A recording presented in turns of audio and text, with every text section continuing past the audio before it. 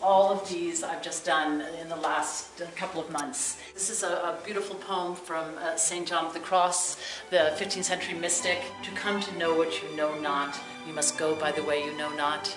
And it's this very beautiful poem that goes on and on and on that way. So I've got the poem back there, and then the words flying out in the uprooted house. I'm constantly uprooting things, and that for me, that's like so important to come to know to a place you know not. And the house is always really important. You know that I've been painting houses for years, and my father was an architectural historian, and we spent a lot of time as children going around and looking at houses, and my father pointing out and saying, this is neo-Jacobean and this and that. So the house is always, but of course it's very symbolic of my own soul, etc. But so I always love to fill houses with and maybe just let a little something, escape from it. But it's been uprooted, and it's searching for new knowledge, about its own soul.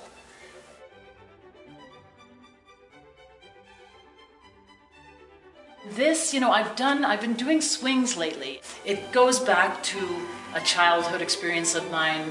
We had a giant swing in our front yard. We had a big front yard and a big catalpa tree, and there was a giant swing, and he used to just swing me on the swing as a child, and it was just, it's a memory like, it's like somebody was paying attention to me, and somebody was talking to me about things I cared about, beautiful things. Oh my God, these colors are outrageous, and I don't even know where they came from, but there seems to be a lot of joy, and a lot of,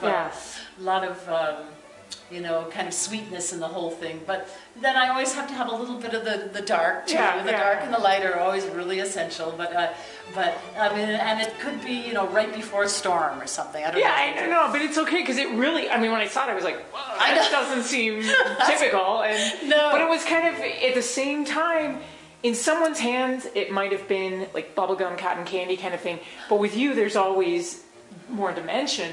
And it was kind of, I just thought, how cool to have this kind of flow out of her. This is there too.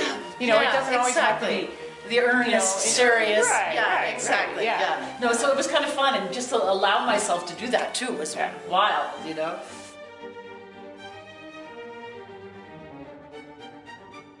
And my rabbit, I've been this rabbit also came from a beautiful experience.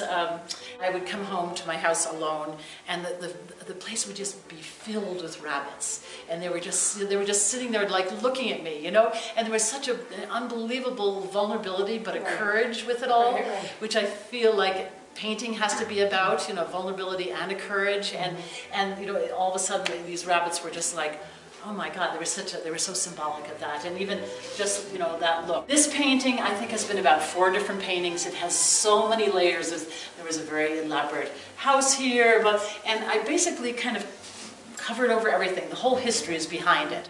It became, this is finally what I wanted it to be. It's kind of much more subtle, and there's kind of all this undercurrent of things going on. The stones could be rising up, or they could be falling down, and these could be, clouds about to open. It's a mystery to me, which is when I'm most excited, when something, reveals itself as a mystery, as something I can't really tell you exactly what it's about.